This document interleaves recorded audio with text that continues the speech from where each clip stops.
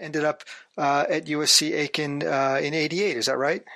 Yep, January 1st, '88. What brought you to USC Aiken? They had just gotten a grant about 6 months previous to form a science education center. Mm-hmm. And so they were hiring a director, a permanent director for the Science Ed Center. And so I applied for the position. I was working for the Florida Game and Freshwater Fish Commission at the time, and I happened to see in the back of Science Magazine the ad for the position, and I applied and I got it. And the story behind that is when I was a kid growing up in Connecticut, there used to be a show on TV after school called the Ranger Andy Show. Mm-hmm. And on the Ranger Andy Show, every once in a while they'd have somebody from the Talcott Mountain Science Center, which is located in Connecticut. And the person from the Science Center would come to the television station, and they used to have a group of kids in the audience, and bring things like snakes and owls and show them those types of things. I thought, cool, I'd love to be able to work at a Science Ed Center someday. And so, when I saw this job in the back of the magazine, I said, you know what? That reminds me of the Talcott Mountain Science Center. I'd really like to be able to do something like that. And so that's what got me started here.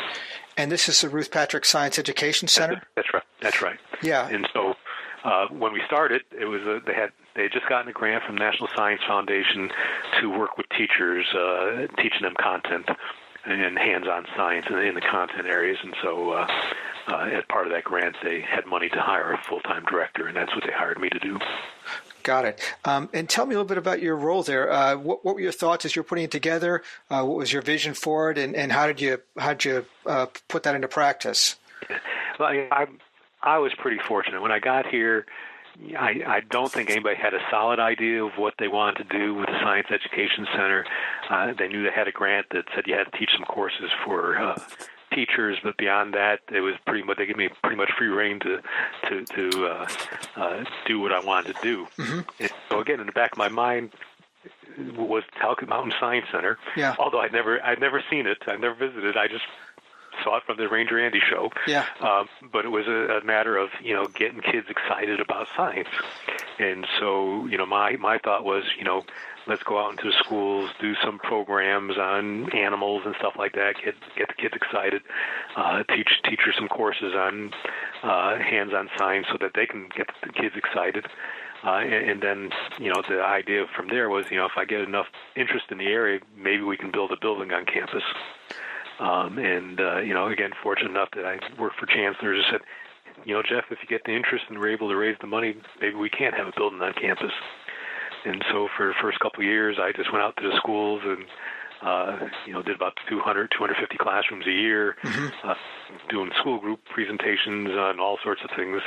And then, we taught some courses for some kids, got some grant money in, and then said, hey, you think we can build a building? And then it took off from there. Had a group from the local community, from business and industries who got behind us, mm-hmm. worked on a plan for the building.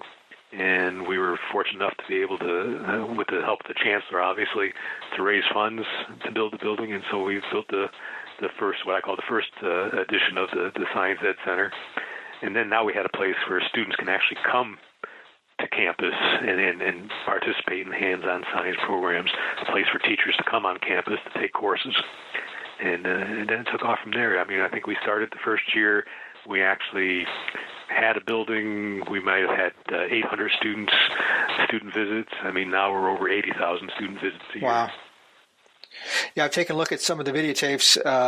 It looks like you've got a very diverse, comprehensive program. Can you tell me a little bit about, I guess, STEM education is a big focus at USC Aiken. Can you tell me a little bit about your thoughts on that generally, and maybe what you've sought to implement specifically at USC Aiken? Well, again, I mean, when I first got here, the whole idea, and the whole idea what they had on campus was because we had the Savannah River site here, mm-hmm. So we had a lot of PhDs who were in the STEM fields, right. And so they wanted, schools in the area to have teachers prepared to excite students about the STEM area. And so that was the original impetus for everything we've done at the Science Ed Center, was to not only excite students but teachers, because teachers have the multiplier effect. We can only reach so many students, but if you have a teacher who teaches 30 to 120 students a year, and that gets multiplied by year after year, right, and you really have an impact on the number of students who are interested in going into the career in science, at least at the minimum be literate in the area of science or STEM areas. And so, through the years here at USC Aiken, because of our collaboration with a lot of businesses that are in the STEM field, we slowly built our STEM programs here, where most of our science majors on campus, be they biology, chemistry, psychology, exercise and sports science, they all do some type of research at the undergraduate level. Mm-hmm. And so that when they leave here, whether they go directly into the workforce or into graduate school, they get a heads-up job on knowing what it's like to do science. And so, it helps them to get a good job or to be prepared to go into grad school in those areas. Right. I want to go back a little bit about, talk a little bit about your teaching as you sort of evolve from a researcher to an educator, and eventually an educator of educators in a way. What about your, as you were going through this process, what did anything change in your thoughts on education as you were progressing through, and how did your research evolve into affect your thoughts on teaching? I'm sure my teaching got better with time. Mm-hmm. It's like anything else, the more you practice at it. But again, because I was a wildlife biologist and liked being outdoors, mm-hmm. and I knew what type of classes I liked to take, which were the field classes. Many of the classes I taught, if not all, my thought was, if I'm going to talk about a tree, I don't want to just draw a picture on the blackboard. I want to take people out so they can see the tree, feel the tree, touch the tree, smell the tree, crush the leaf, whatever.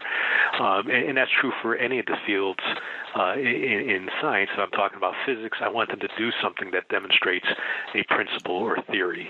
I mean, you can talk till you're blue in the face, but until you actually witness it or try it, it really doesn't sink in. And so that's my whole philosophy about teaching, is to get the people excited about the subject area. I mean, to me, again, this is Jeff speaking, and not everybody finds it interesting, but I mean, to me, science is fascinating. It's really fun. And if I can get teachers excited, as excited as I am about it, then they're going to get their students as excited. And so that, I try to be as exciting and interested in the topics that I was teaching, so that the teachers would be, because there's nothing worse than to stand up in front of a classroom and looking like you're bored talking about something that's certainly not going to excite your student about whatever topic you're teaching. Right. And so, I always try to make sure I found all the things that were interesting and try to make it as interesting as possible for my students. And one of the things I said in all of my classes, I said, I don't care what we're doing, there's going to be at least one experience in our class, whatever class I was teaching, you're going to remember the rest of your life. That was always my goal. Yeah. I can teach you something, or we can experience something that you're going to remember the rest of your life. I've accomplished what I want to accomplish. And I think for the most part, I've done that, whether it's, we worked with snakes, or we went outside and released a hawk that was injured, or, went on a field trip. I think we did a pretty good job of doing that. Mm-hmm.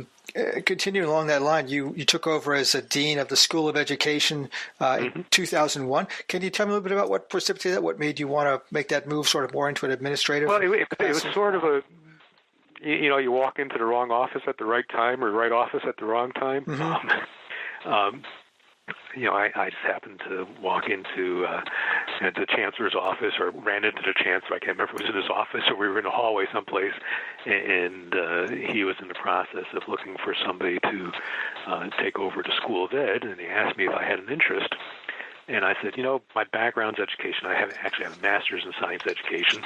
And I said, yeah, I mean, I think there's some potential there.